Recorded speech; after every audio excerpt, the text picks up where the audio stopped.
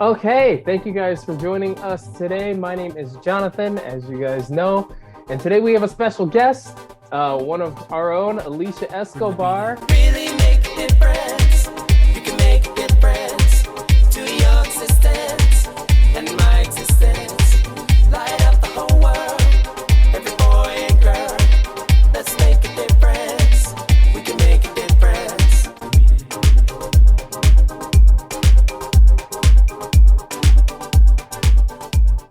Okay, thank you guys for joining us today. My name is Jonathan, as you guys know, and today we have a special guest, one of our own, Alesha Escobar. She is here with us. She agreed to do an interview because I've known you for how long now, Alesha? It's been Say 3, 4 years or something. No, more than 4, like 5. it's been like 5 to 7, somewhere around there. Like when did you write? You wrote your first book. Way back in like 2011. Yeah, like The Immortals, right? The Immortals, the first one. Models, that came a little bit later, so I would say at least 5 years. It's been a while. It's been a minute. Yeah. And she's been like making it on the bestseller list and all that. So I wanted to bring her on and just talk about her experience. So thank you, Alesha, for joining us here. And why don't you introduce yourself to the people of the Right Way podcast? Who are you, and just introduce yourself to them. Okay.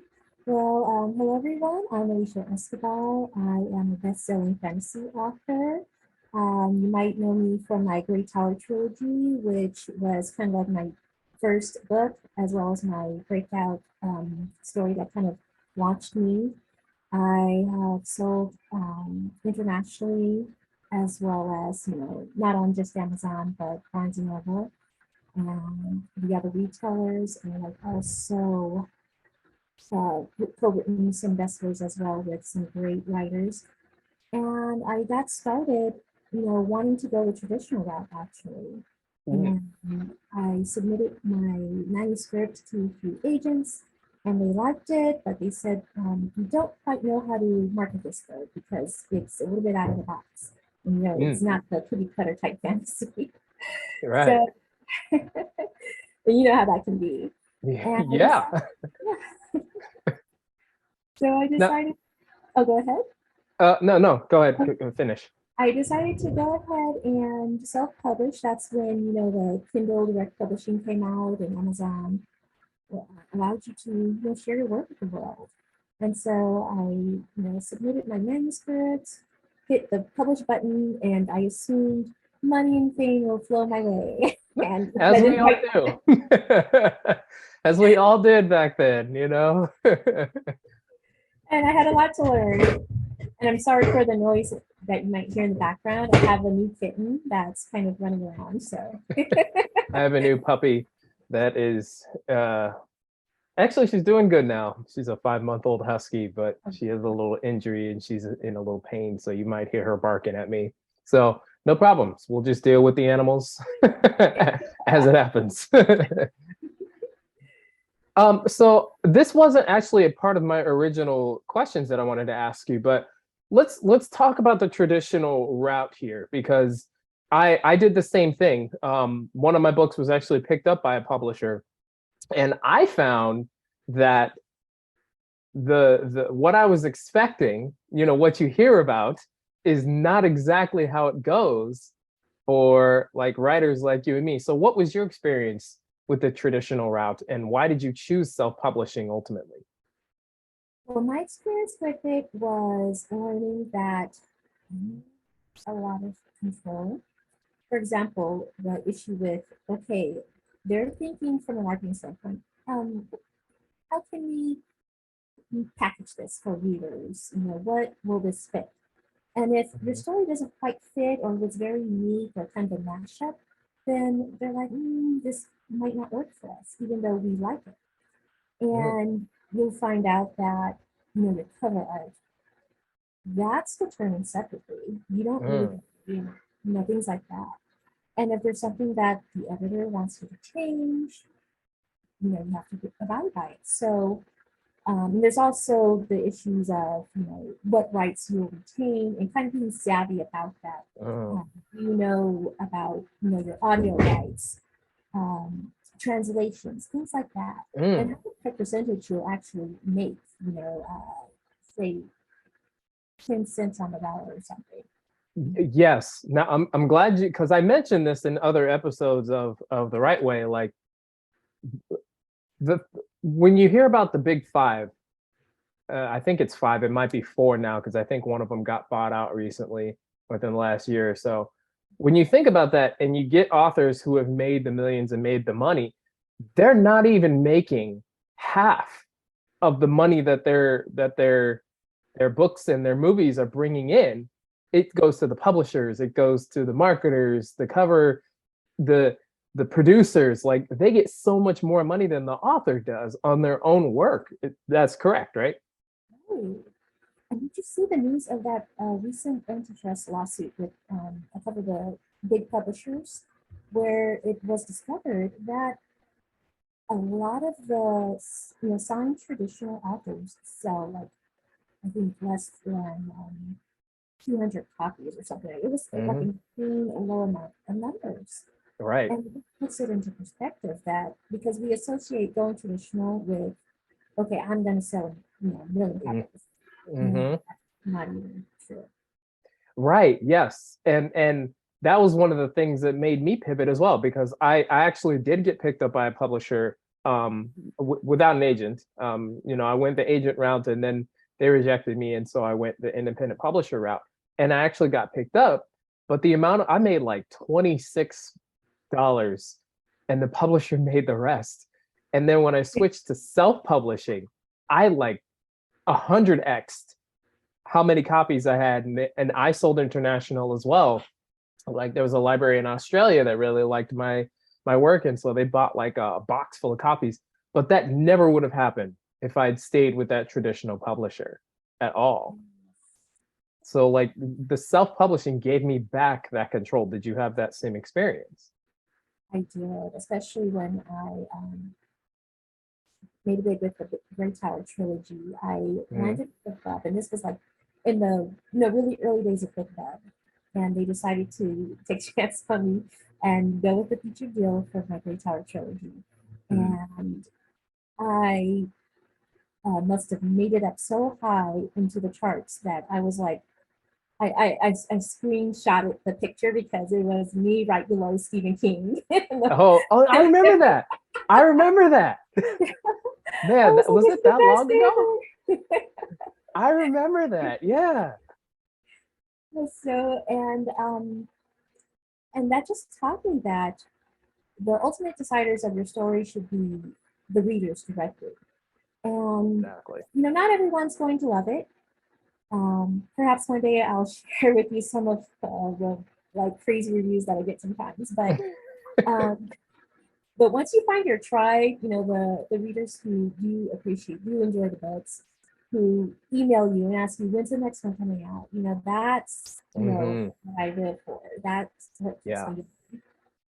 And yeah, because I actually have a couple of your books. I don't know if you see them down here. Yeah, you sent me a couple of your books, and they're on my bookshelf. And like you're a fantastic author. And I think you wrote with another one, Samantha LaFantasy is Yes, Samantha. yeah. And you guys made it onto a USA Today best-selling list, correct? Samantha's a USA Today bestselling author, and she's kind of like my writing partner in crime. She'll kind of like kick me in the butt and go, "Okay, you need to do this, Alicia." Yo, that accountability for real. Like that's one of the biggest problems that I see with writers that come to me and ask for help is the follow through. Like most writers are actually really, really good. They just, need a little guidance here, a little guidance there. But the problem that they mostly have is they don't follow through. Like they never finish. Or they finish in like the editing process. Um, and that kind of goes into my next question. Like, how long have you been writing? Writing since I was a child. I remember writing my first stories at the age of Mm. 7. And I loved when my teacher would read them to the class. And I was like, wow. people are enjoying the story, and that's stuck with me. Right. And that's kind of what drew me to switching majors in college. Mm. By like some fluke of fate, I attended a math science magnet high school, and my family was pushing me to go into medicine. So I started Mhm. off as a biochemistry major in college. Okay. And my love for stories, for creative writing, literature just never died. And I'm like, you know what? I'm going to switch over to English. You know, I did a writing emphasis, and you know, I haven't looked back since. And I'm glad Hmm. I kept to that course because it gave me the foundation I needed to start, you know, writing stories and to know, like, just you know, some of the basic structures and you know, reading the classics, reading everything. You know, I Hmm. love pulling from different sources and being exposed Hmm. to different styles of writing.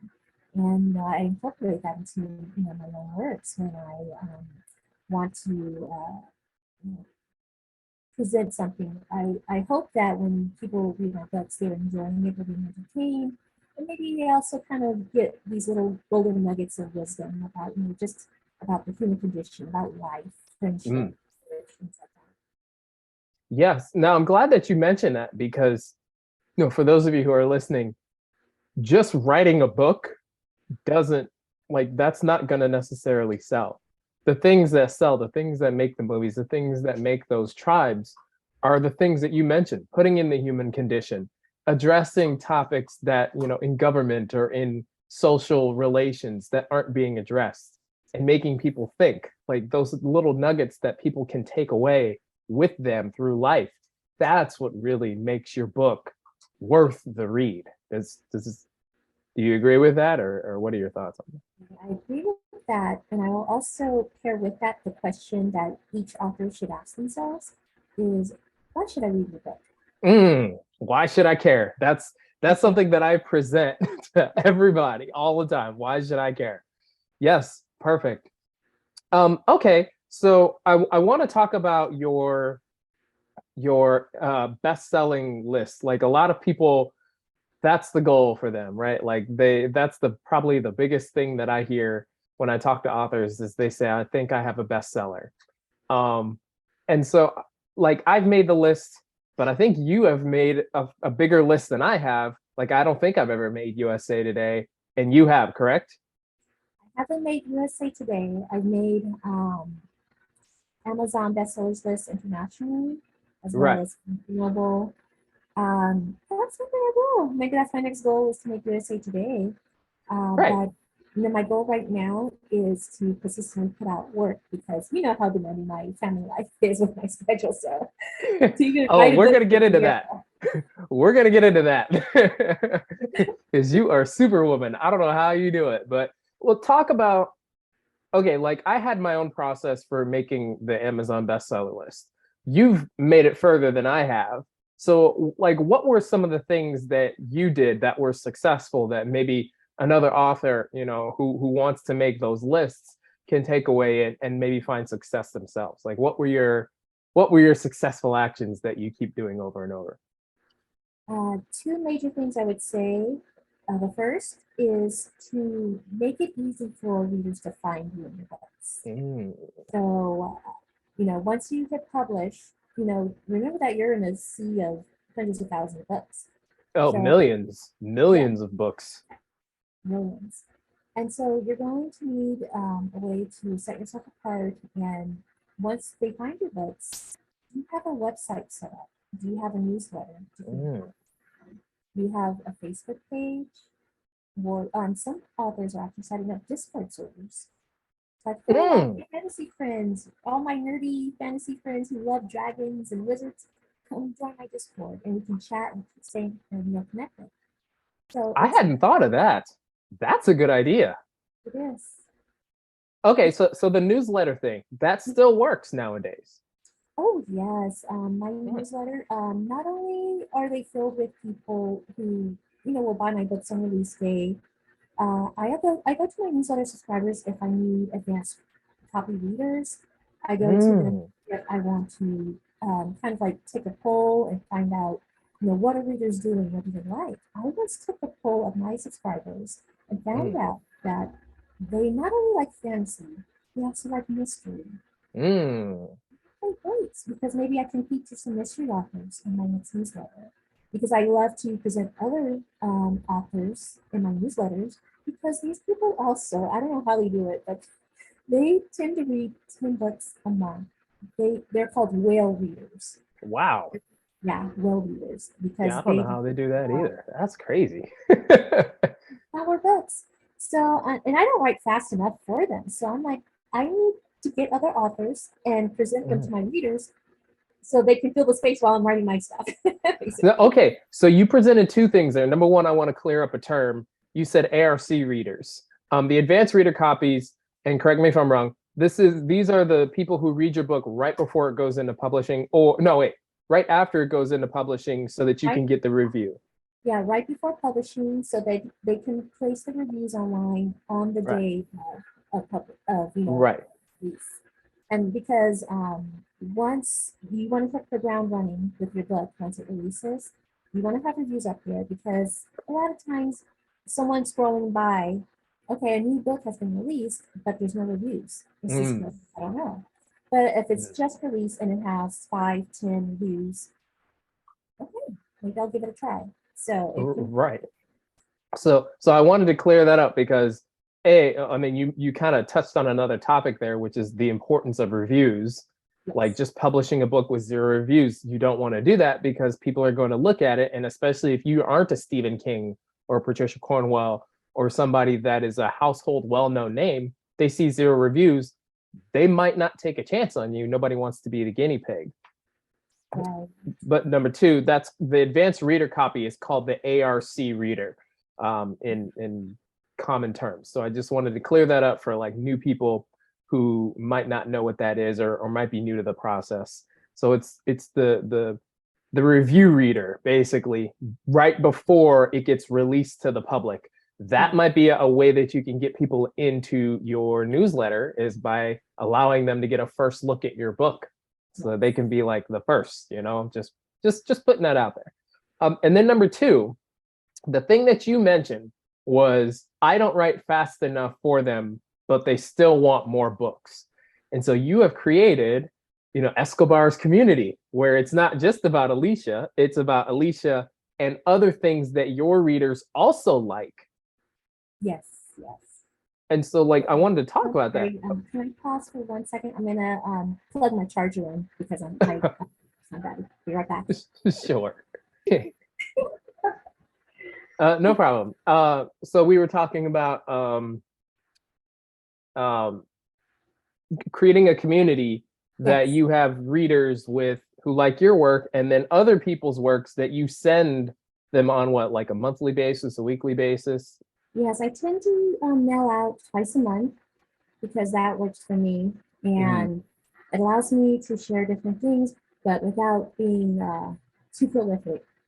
Because who wants to receive uh, email every week? Oh, Or oh, right.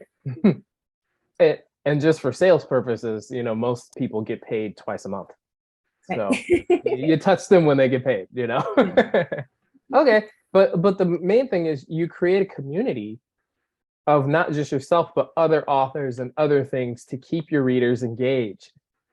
Yes, and another thing that I find important, and I think I suspect you'll say the same thing too, is by connecting with other authors and kind of like sharing, we find new opportunities, Mm-hmm. and we can. That's how I was able to co-write with my co-authors, Samantha and also H.M. Jones with the Immortal Brotherhood, Oh, yeah, yeah, yeah.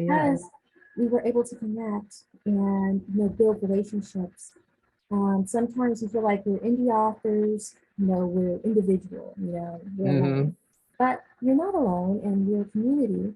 And it is a great, great boon to have, other authors who have your back, who will work with you, or who will say, hey, I just have this new opportunity. I'd like you to join. Mm-hmm. And so that Blog has, tours, yes, writing, book signings in various areas if you guys are local. Like, right, because marketing is so, so important. mm, Add that into the second part is being able to reach people through marketing. You have Hmm. to know where your audience is and how to reach them. Yeah, and I'll take it a step further than that. You can't do this by yourself. Like you can't even hit a best-selling list by yourself. You need your readers. You need people to share. You need a community that is supporting you. Like that's really with any business venture, honestly. I own iFlow Creative. I couldn't have built it up to this point by myself. Like I need the people who I've hired to do various things, people who work for me, people who work with me. Like I need them to be able to build what I want to build. And as an author, you need that community to help you reach millions of people. Like your circle is like this big. But if Mhm. you combine your circle with everybody else's circle and then they do the same thing, that's how you go viral. Yes. Like that's so don't like you need other people. you I know it's called an indie author, but it should be like we should coin a new phrase for it. Like because you're right. Like when they say independent, people take that to heart and mean I'm by myself, and that's not the case. You just don't have an agent or don't have a publisher. Right. Yes. And if this, I'm not sure how soon this will air, but if it's by the end of the week, by September 22nd, I have another book club for the trilogy going on. So that Oh, you can watch, you can see in real time, just watch it shoot up in the charts. I want that link to that for sure Okay, because definitely. I can put that in the comments so that people or in the description so people can see it for themselves so that they know, hey, look at this. She's real. Okay, and I was gonna we kind of touching on a couple of later questions, but this next one I really wanted to talk with you about because I feel like I shouldn't say I feel like when I talk to authors and when I publish myself, there are certain barriers that I have to overcome, but there are barriers that we as independent authors have to overcome as well. What was your biggest one? My biggest failure, I would say, would be finding my my platform, my structure from beginning to end of producing books because Mm, I was in the beginning I was all over the place. I didn't know what I was doing. And I had to kind of learn through trial and error. mm, Now I have a smooth system going on. And once you have your own system in place, you're going in, okay, I write the book, I send it to editing. Please do not skip editing. Get Jonathan, get Ivo, but I'm not telling you, like that that gives me a headache every time when somebody says, "Oh, the book has been gone through one time," and they think that it's ready for publishing, and I'm like, "Oh, please don't do that to yourself." yes, even as majored in English. I used to be a teacher, but even my manuscripts, I send to my editor, Mm, or I send it to iFlow, because I mhm, send it to you guys as well. And I also have my, those ARC readers. mhm. They can even catch everything clear there as well. And And beta readers as well. Like, yes, so they're so important to the process. So after mm, you get that part done, then you move on to, okay, what's my plan? How am I going to market this? Do mm, you use Facebook ads? mm. Do you, do you know how to set them up online? Or hire someone to do it for you if you're unsure. Now I do want to talk about that Facebook ads, but well, you know what? Let's go into social media. So a lot of people will take social media to heart and feel like this is the only way that they can market. And in a way to get that viral marketing, they're right. The door to door, go to bar. You can't even walk into a Barnes and Noble and say, "Can you put this in here?" and they'll do it. Like you can't do that. And so you have to have some sort of credibility. So talk about your process with social media and building that credibility. How did you go about tackling that? Well, I started my Facebook page, Mm-hmm. and I think maybe 5, 6 years ago, I got it verified, so now I have a blue check mark. Mm-hmm. And Ooh. So that's a good question as well. Go ahead. And I use my page not only to showcase my books, but also my blog posts because I run my own blog, my website, and I have it interconnected. And with the social media, I also started on TikTok recently. And Oh, I now feel I talk feel like about that. Go ahead. I feel like one of those old moms because I had to get my teenager to show me. Okay, now when you say you started a TikTok, are you just doing videos with like showing your book like this, or like what are you actually doing? I do a mix of like videos through Canva. You know the app Canva where you can create videos or you Oh can yeah, yeah, yeah. create your TikTok videos with Canva. And I would just show my book images with maybe a short quote, some dialogue from the book, or it could be like a little book pitch. And that would draw in readers and they'll ask me, where can I buy this? Where can I find this? Uh-huh. So, oh, And go ahead. And another thing I did was, every October I take a vote on, what should I dress up as for Halloween, and my subscribers just love it. So that's another thing with my newsletter. And so this year I'm going to be Cleopatra, and so I put on TikTok just pictures of my past costumes. I was, Storm from X-Men. I was Black Cat from I Spider-Man. remember that. Yeah, yeah. So this year's going to be Cleopatra. And, I also bring in a little bit fun into it. So it's not just, buy my book on social media. It's also, hey, this is a community. This is a place to hang out. And we're doing some fun things. I also love doing giveaways. So it's just, a place to draw in readers who will just have fun with me and enjoy the stories and enjoy the community we're building. And so TikTok actually works then, huh? Yes, and I even found a few book influencers on TikTok who Oh, I'm going to send you as well as them, those PR boxes with my latest release. So yeah. that, Okay, so can you send your TikTok as well so that people can follow you, so that they can see what you're doing and just kind of navigate it? Because this is a new thing that I've heard. Like I'm one of those old dads. Like, I'm 35. TikTok is not in my world, and so using it I'm a musician. Mhm. I'll post up a couple of music videos and stuff like that on there, and that seems to work. But I expect that to work. People watch music videos, but for authors, their books aren't in video form yet. So like, I want Mhm. them to see, how you use it and kind of think of ways that they can use it as well. So that would be awesome. Yes, especially if your content will feel like for the YA authors, young adult authors, new adult, Mm, that's huge for them too. You can definitely find your audience there. Because I found that, the younger people, they're not really on Facebook like at all. Like my right. my daughter who helped me set up my TikTok, I'm like, do you want a Facebook account? And she's like, no, how can I go on Facebook? It's just you and grandma. All right. That's for old people. Instagram and TikTok are like the new, and Snapchat. They're like the new social media for the younger folk. And I think that's one of the cool things about being indie is that we can adapt quickly to Mm, changes as they happen. agreed. Yeah, you can literally stop something and start something else within 10 minutes. Right. Versus if you have a publisher or an agent, you have to go through the motions. It's like requesting something from corporate. You got to send it up to HR. So Definitely. that's another, yeah, that's a good point. That's a good point.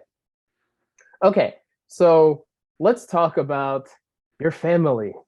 Most of the authors have families. Like most of the authors that I talk to, we're 35 plus, 28 plus.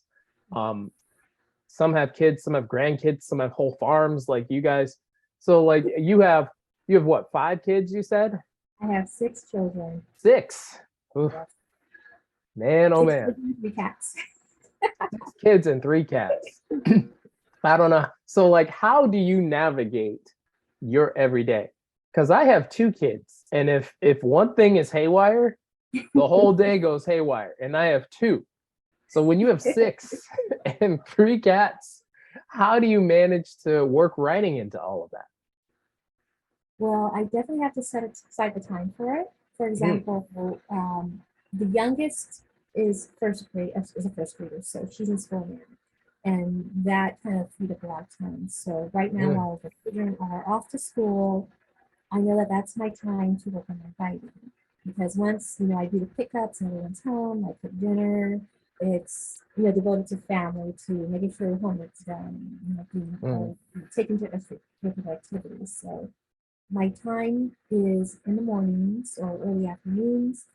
And sometimes what I do is, whether you're alone or maybe with a writer friend, I would encourage other authors to use sprints because that pushes me along so much with finishing my latest release. To use Um, what? to do a sprint, a writing sprint. Oh, a Uh, writing sprint. Okay. yeah, 30-minute timer. Just go as quickly as you can, write for Mm, 30 minutes.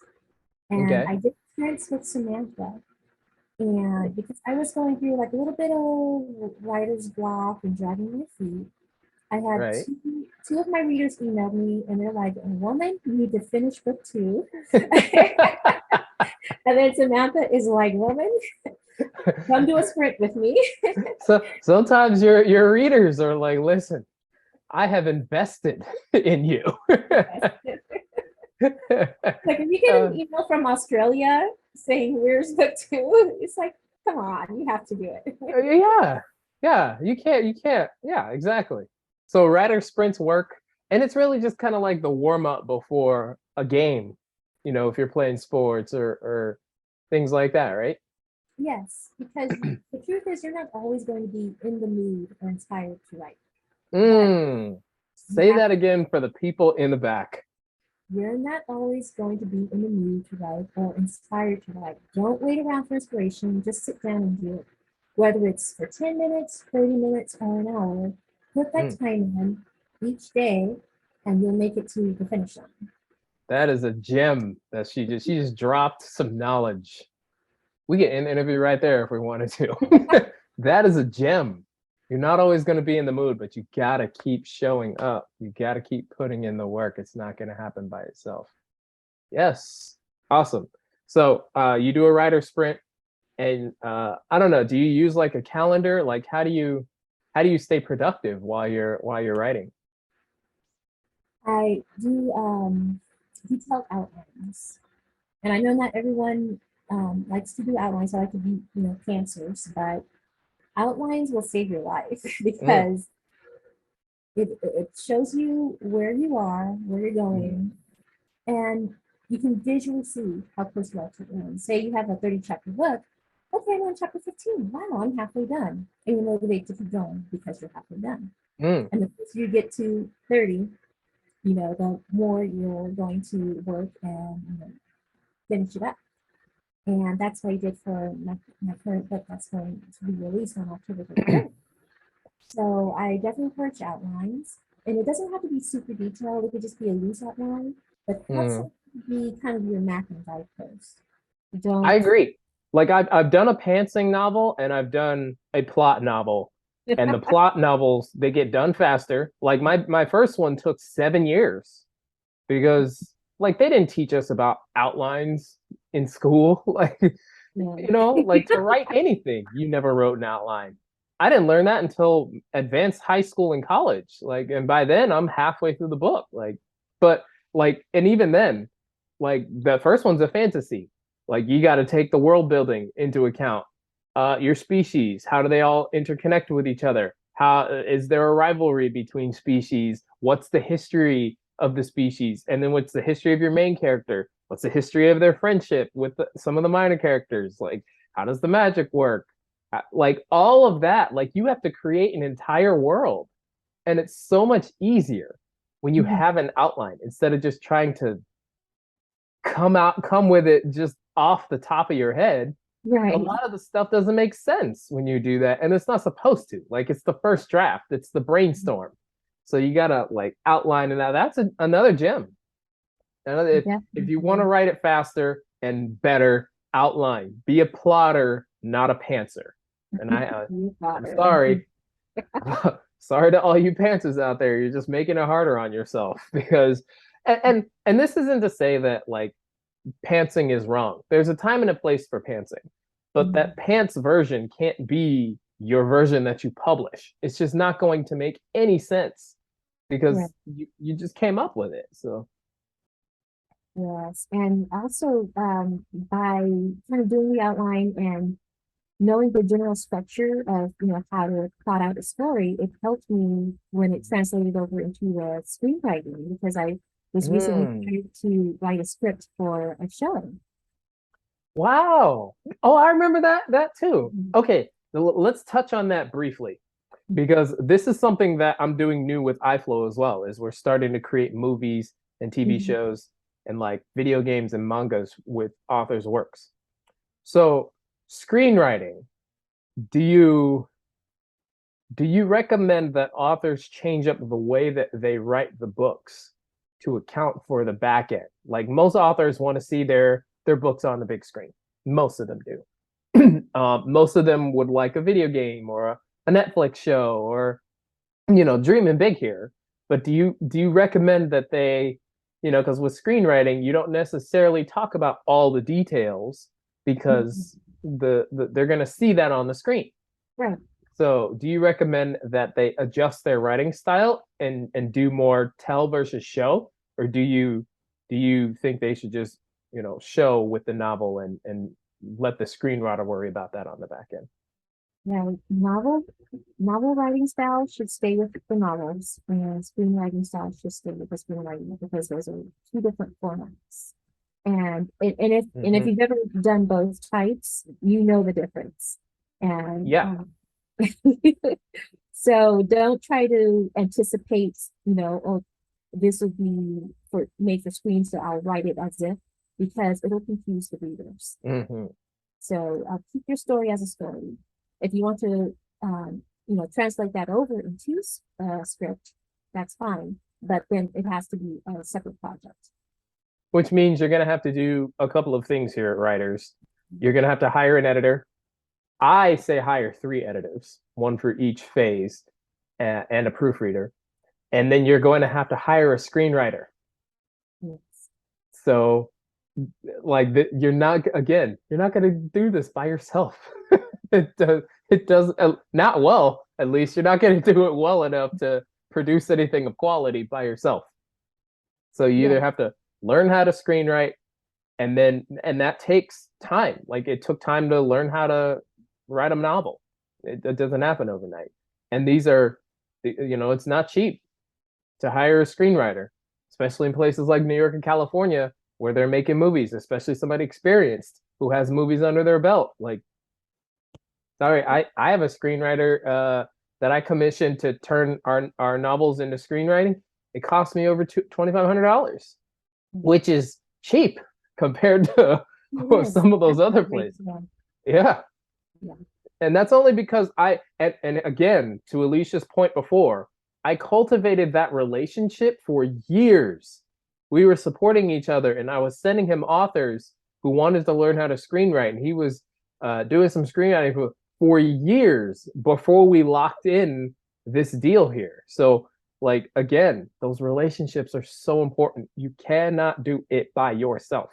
If you take nothing from this podcast,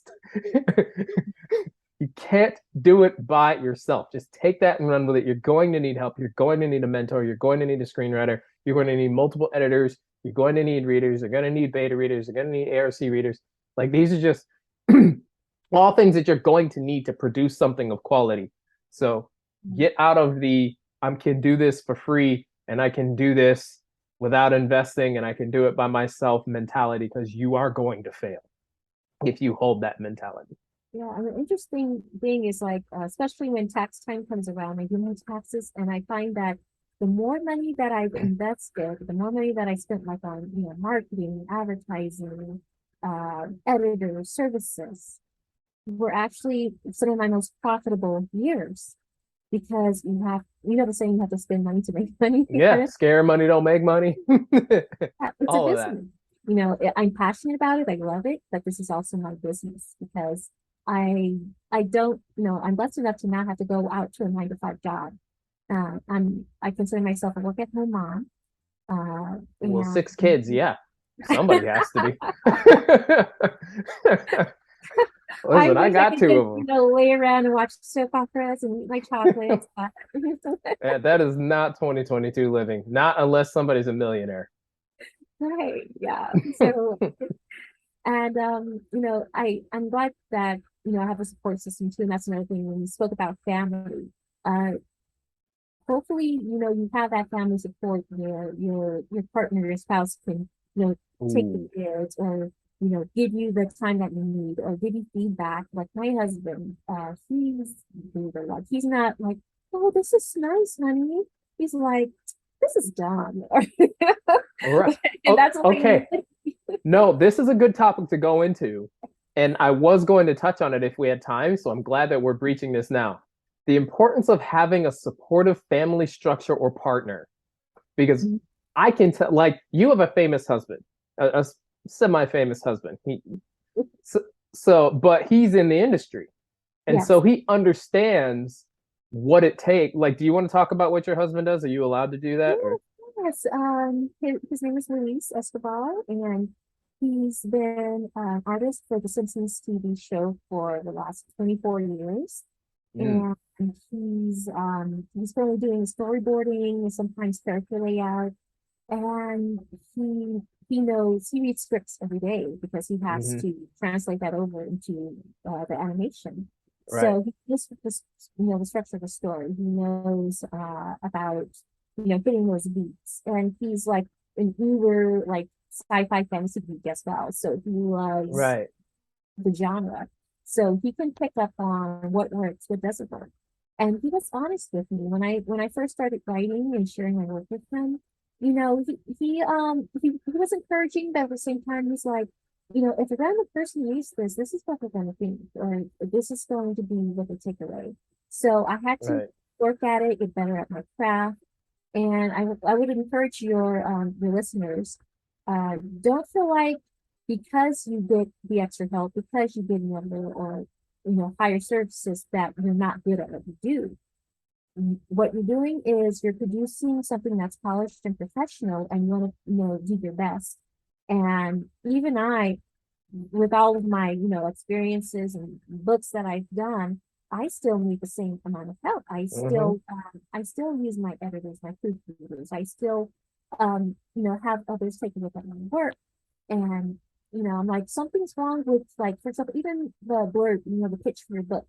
Something's off with the description. I need another pair of eyes. And it's hmm okay to say I need another pair of eyes. Now, I want to kind of dive into that a little bit, not to get too personal into your family life, but you said that he's a part of the industry, probably one of, if not the biggest television show of our era.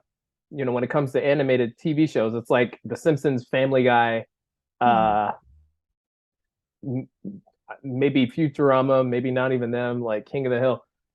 All the lineup of the primetime lineup when you got home from, but like the first drawing of The Simpsons wasn't fantastic. Like you can look it up online. It looked crazy. It was so different, since the beginning. Yes, it evolved, And Right. so he started with them back in 1998. Yeah, and I wanted to talk about because people hear The Simpsons and they're like, oh well, she's got millions of dollars. Talk about some of the growing pains. Like he's been a part of that thing for 24 years. So he's had to adapt to technology changes and things like that. Were there any like growing pains for you as an author and the two of you as he worked to build this puppy? Yes, because he also worked on, the Simpsons movie that came out a while ago. He also worked on that. And that took a lot out of them because, they really worked, the artists for that. Mm, And what I learned through watching him in the industry is that you have to put in 100%, you have to put in your best. hmm And because people expect results and you're Especially in America. Oh my God. You are going to get your best work is going to get so many bad reviews for no reason because they expect perfection here. Yes, and I would also say, don't be discouraged by the bad reviews. Mm, I have bad reviews. I have the little uh-huh. 1 stars and all that, but Right. it's part of life. Some people will love it, some people will hate it. But if you believe in your project, do your best, polish it, get it edited, and then put it out there because you will find your tribe. Hmm. Yeah. So yeah, and like watching him and he's being pushed by, like, doesn't Disney own The Simpsons? Yeah, they kind of just like walked in one day and gave them Disney ID cards, and they're like, "We own you now." Really? Yeah, Is that how that happened? I'm owned by Disney now. Oh man. So And they bought Fox, Entertainment. So mhm. technically, yeah, Disney's his employer now. So that'll be interesting to see. and Uh, and for anybody who's ever worked for Disney before, like I haven't personally, but like I'm in the industry, I'm in music down here in Tampa. We work with people who are performers at Disney in Orlando. They expect perfection. Like they push you to put on a specific show, to sing a specific way, because Disney has mastered their product. If right, it's Disney puts it, oh, Mhm. go ahead, I'm sorry. Yeah, I'm disagreeing that it's a brand. So Right. uh, and as an indie author, you're building a brand. What will people think and say about you once they hear your name? Like, oh, I know that author. He does such and such and such, right? And I was gonna go into that because like I like the Avengers. I have kids who love Disney movies. They know once that little thing goes over that Disney castle, they know it's something that they want to see. They don't even know what the story's about. They just see the Little Mermaid and they see that little thing go over the castles and they're like, I have to see that. I know once I see the little Avengers thing from Marvel, or once I see the Marvel thing, I might want to look into it. Like Disney is mastered their brand. And so if you don't adhere to their brand, you don't work with them because artists, unfortunately, same with authors, they're a dime a dozen. You can find a billion, same with musicians, dime a dozen.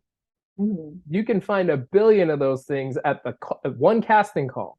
And so when you're building your brand, as Alesha said, you want to put perfection, your version of perfection up front for the readers. And you don't want to start half-assing stuff, pardon my French. You don't want to start half-assing stuff because that becomes how you're identified, especially with your first book or your first series or the ones that don't make it onto the charts. You're just starting out. Like you want to make sure you're putting that best foot forward. Yes. Would you agree with that? Any thoughts on that? Yes, it's important because sometimes the first thing that people will see is your book cover or what Mm. you put on. And I sort of branded myself as an author of action-packed fantasy with a dash of humor and romance mixed in. Yeah, And and I I love your book covers. They're so good. They're do so good because they're not like anything else that I see out there, and it's such good quality. And like you make them yourself, don't you? a few of them I've made, and for my Great Tower books, I Mhm. actually did a relaunch last year, and I did new covers. And I used Christian Benjamin for them. Oh, I use him too. He's It's a amazing. So amazing. pricey, but amazing. He's worth every penny, hands down. Yo, yeah, listen. If you don't know about Christian Bentulin, follow me on Facebook. Follow Alesha on Facebook if you have Facebook. For us old timers. Follow I us on like Facebook. to, I My tell him when my he's talking. right. My newest cover for my newest book coming out was by Christian. He's probably the best cover artist that I've seen. Probably. I maybe for that genre because he specializes in like fantasy and science fiction and that type of stuff. But oh man, one He's of the so best artists I've ever seen, and it's pricey. I mean, I'm not gonna lie to you, like it's pricey, My last one just for the cover costed half a grand, but I would do it 17 times. I've done it for some of my authors that I work with, like because I want the best. Like you want a good brand in front of people. You want people to look at it and go, man, that's awesome. Yes. And also, I'll add in that the images are so great that I ended up adding them to the Amazon A plus content. And I'll send Mhm. that to you as well for your listeners to Yeah. check out the link. I did a YouTube video instructing new authors on how to set up the A plus content. So when you scroll down and it says from the publisher and there are extra images down there, I show how Oh, to set that up. see, I didn't even know how to do that. So I'm going to share it See, definitely. this is the importance of networking, guys. This is the importance of networking. People like you have your own thing that you specialize in, and other people can see things like I have a person who does like what would you call it? You know Mandy Murphy? How she Oh, yeah. does those cover things. What do you call that? I don't like them. Like live covers that you could upload on Amazon and it like flashes the fire and all that stuff. It's almost like a video. Actually, I guess technically it is a video, but he Yeah. like does a live cover that just look and these are things that just set you apart from everybody else because everybody can throw a cover up there, everybody can throw an audiobook up there, everybody can do the things, but not everybody's going to invest in a great cover designer or take that extra time like with your covers or do those extra things that set you apart because you're building a brand. So you got to do things that make you stand out. And if it costs an extra 500, $5,000, if it means you're going to make, like you said, the more you invest in the right things, the more profit you're going to make. If it results in you getting more on the back end, what's $500 really? Like, and I get that not everybody wants to spend that, but like you got to think as a business. Like Mhm. you own how many businesses? Like you're an author, I'm an author and I kind of like place all of my authoring work into Creative Alchemy, right? which because I it's my independent publishing company and I just, a micro publisher and I just do my own works. And my husband, he has a couple of things through there as well. And I also offer certain services as well for fellow indies through that. And what I find is that when you invest, you get results because you're making the right decisions, you're you know, putting your best foot forward basically. Mm-hmm. And I think that even if you have to kind of save a little, okay, well, I can't do this right now, but I can do this maybe next month or 2 months from now. And sometimes I do the same thing. I'm like, when I had to pay for those covers for Christian, I'm like, okay, no Starbucks for me. Whatever it takes, right? And Yeah, just, that first bill hits you in the face, and you're like, oh. but it's so worth it because I applied for that book above. And by the way, if you really want to get propelled forward, apply for a book club teacher guild. And they took it quickly, because the cover looks great. The trilogy box set has 100 reviews and Hmm. for 4 stars. So it's, I set it up well enough so that they can just take a look at my book page and say, wow, this looks great. Let's feature it. That's okay. So we're touching on something else too that I made a YouTube video about this, another episode of The Right Way. There are so many, like marketing nowadays with social media is so easy. Mhm. BookBub is another one that like I've heard about BookBub over and over and over and over and over again. We've put authors through it. A lot of my clients go through it. It's great. However, they're not going to take you if you don't have high quality because Right. they have their own brand that they've built. High quality books on sale. You're going to love them. The authors take themselves seriously and it costs money. BookBub costs money. Like Yeah. and we don't need to go into details because I think it's different for different genres just Mhm. based on the target audience, right? So I can't give you exact, but you're going to pay for it. However, everybody that we've put through, everybody who's done it, Alesha's another one. She's like one of like 185 plus that I've heard have done BookBub. They always say, this is what propelled me up the list the most. Mhm. So, like these things, I'm telling you, with social media, with online marketing, it's easy. But a lot of the places that you're going to find the great results won't even take you if you don't have specific reviews, which is why it's important for ARC readers. If you don't Right. have a good product so that you can get those reviews, which is why it's important to have multiple editors. Like all these investment things that you're putting in the front end, on the back end, you do it right, you get the right cover, you get the right blurb, you categorize yourself correctly, you invest in your website and your newsletter and do all the marketing things. It's not hard to make money as an indie author. It does take a lot of consistency and effort and networking and all these things, investing in the right things. Like it I shouldn't say it's not hard because it's not easy, but it's not like you can't find what you need and you can't make money being Right. independent. Yeah, it's all about just keeping up to date on the trends and what's going on in the industry. For example, if you're a shoemaker, you're gonna be reading up, okay, what's the latest tech that's making shoes? What's this? And Mm-hmm. who's on the top? Who's doing well? Things like that. So it's the same thing with writing books. Who's on the top? Who's doing well? I would say maybe 2 to 3 times a week I check the Amazon charts.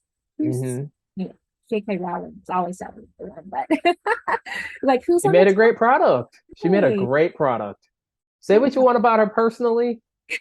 You cannot touch Harry Potter. Like, try. yes, it's always on top. And just think, and don't feel like, oh, I'll just be lost in the sea of millions because there are millions of new readers each day, Mm-hmm. right? There are new readers who have never read Harry Potter, who are buying those books and experiencing it for the first time.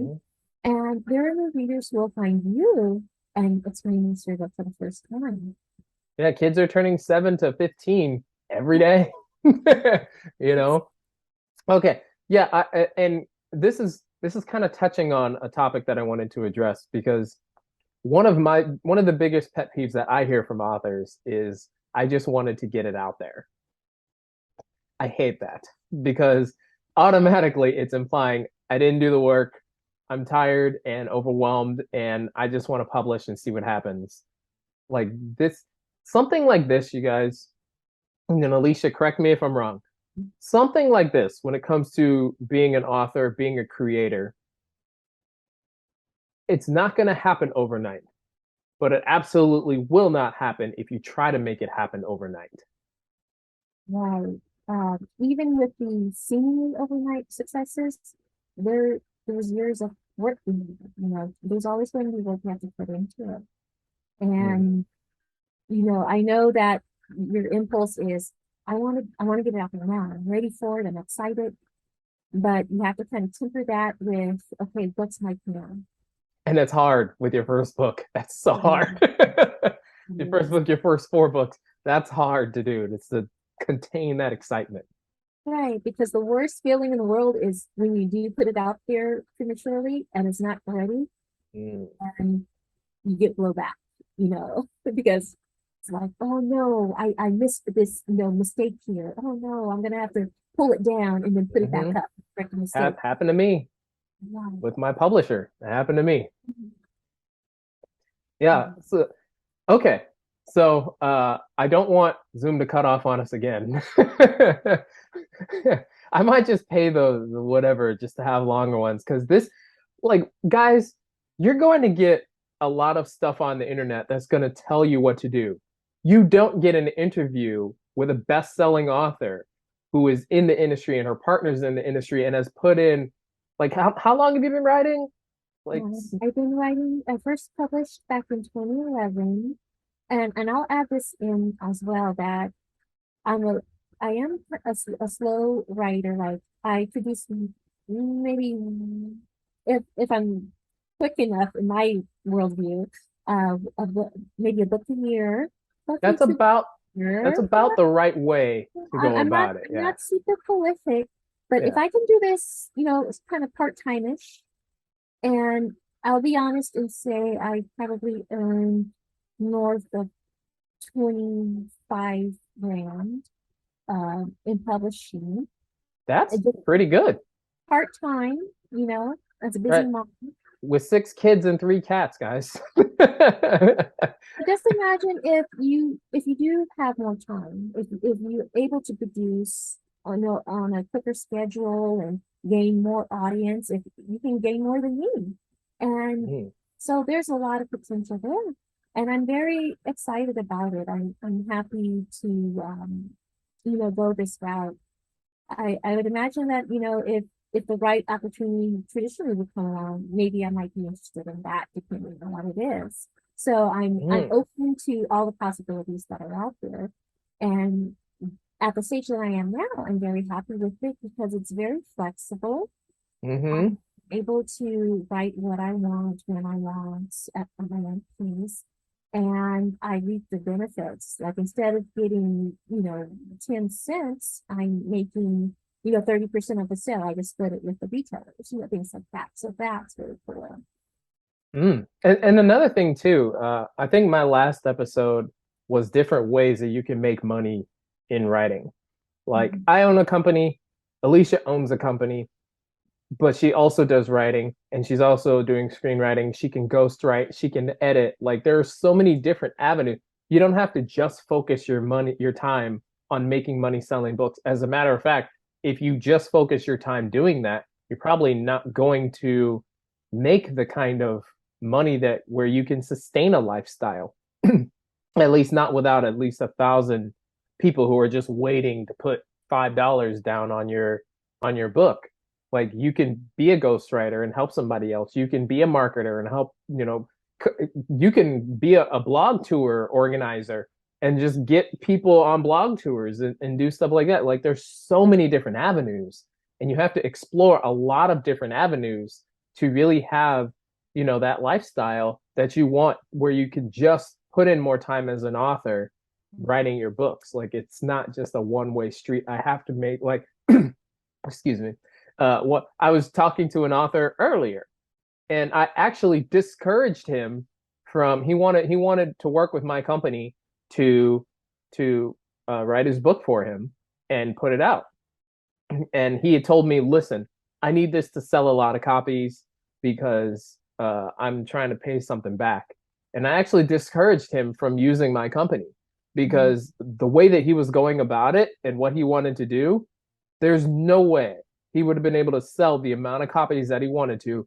Unknown author, starting from scratch, no reader list, nobody knew who he was. Like he would have had to invest Mhm. more than he would make on the back end in within the time frame that he needed. So like, and he was sold. He was like, "How much do you need? I'll get it." And I was just like, "Listen, you need a job. You need to do something for money now because this is not that type of industry where you put something out and it's going to make you $10,000 like this up front if you're unknown. It's just like unless you really got to get lucky for something like that to happen. It takes a lot of work. So I'll actually discourage people from using my company uh, because they have the wrong mindset in how this works. Right. Because it's not, get rich quick. It's, No. you believe in your project, you love writing, and you do want to make money off of it, but you have to be realistic about it. When I first Right. started, like I didn't make much. And as I grew in experience, as I perfected my craft, if once I got into the marketing and learning how to actually put my books out there so people can find them, that's when it started coming together. So it's a Hmm. process. Think of It's it, an investment for right, sure. it's an investment in the process. Like think about it, guys. You wouldn't invest your whole life savings on a stock, would you? Like that's just not a smart investment because it's so fluctuant. But you Mhm. would invest your whole life savings on learning the stock market so that when you do put in those extra funds that you get, you're going to be smarter about it. So like don't invest on one book because that's never going to be your moneymaker. Like even deeper in the industry, one season of a television show will not make you what you need. It's what season 3 is the money season Mhm. typically. So Yeah. that's one season another season where they're in the hole, and then that third season comes out, and then they're like, oh, okay, now we're good. Like, but you have to learn your target audience, what times they like to watch, what would they like to see. You got to survey your people, what needs to be improved. Like look at Family Guy and Family Guy season 1 and then Family Guy season 3. Look at Star Trek, the next generation, season 1 versus season 3. Look at the quality difference. That all comes from Simpsons, season 1, season 3, season 3 and season 5, season 5 and season 6. Look at the progression.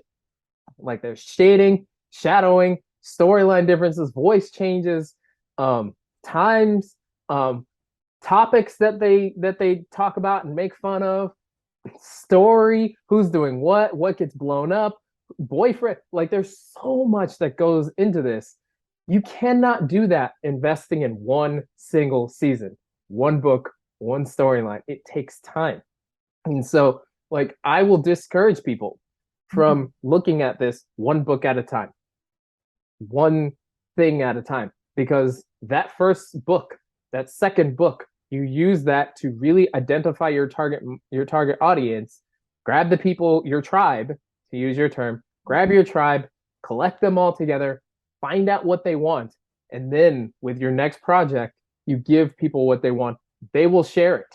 They will talk about you, they'll review you, they'll share with their friends, they'll say this needs to be here, and one of them might have a connection somewhere that will help you make more. Like, so this is not a invest in the book. You invest in the process of creating these things, and it will open up opportunities for you down the road that will make you more money than just the book. But you have to think of this as a long race, a long career, not just I need to get rich off of this one book.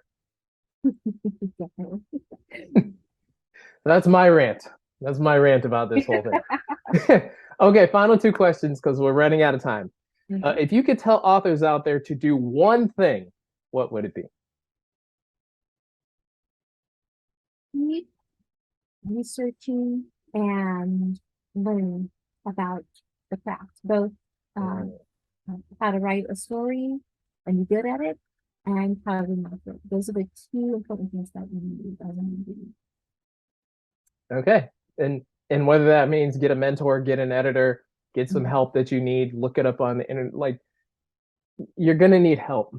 We've said this over and over again in our interview today.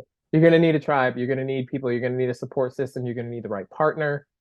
Like there's so much that goes into creating a book. It's not just you and your words. You need people to help uplift you and people who are gonna believe. So keep researching. Good. All right. Now, if you could tell authors not to do one thing, what would it be? Don't spam people, either Oh, fellow authors or the oh, don't spam people. say it again. What? And now, what do you mean by spam people? Just to identify it even more, because some people got triggered. I know they got triggered when they heard When that. you're on Facebook and all of a sudden someone friends you or they send you a message and it's buy my book, buy my book, buy my book, buy my book. You're in an author group and you want to get support from other authors and it's buy my book, buy my book. I'm like, this isn't support. So, okay, we know you have a book and you're going to approach authors and using a different way. With readers, they can be a little bit more forgiving because they're readers. And from time to time, yeah, they will be interested in hearing about your book, but not all the time, right? You don't want to bash them over the head with it all the time.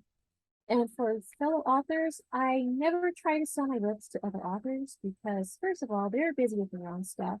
And some authors, they have a personal policy against reading within their same genre because you don't want people accusing you, oh, you stole this idea from me, things like that. So, if an author is a friend and I know them well, we have a relationship, I'll read their stuff because also they like to use, quote from me like, great book from Alesha Escobar, like and the same goes for my friends. So other than that, like, and I'm busy as well. I don't have time to read as much as I would like. So I'm very picky with what I choose to read.